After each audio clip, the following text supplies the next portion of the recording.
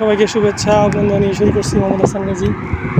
আজকে আমাদের চিটাগাং শহরে দেখাতে নিয়ে আসলাম এবং অনেক সুন্দর জায়গা কিন্তু চিটাগাং শহর।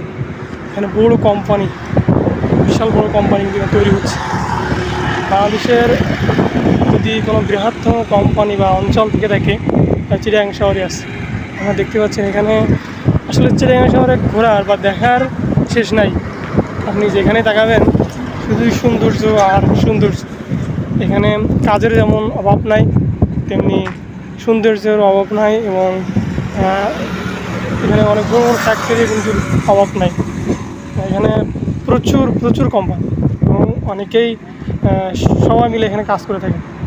এখানে লোহা, আমার মনে হয় যে চিটাগাং শহর লোহার উপরেই আছে। যাবতীয় লোহা কিন্তু চিটাগাং শহরে দেখা যায়। মানে সুন্দর জায়গা এবং সব মিলে অনেক সুন্দর।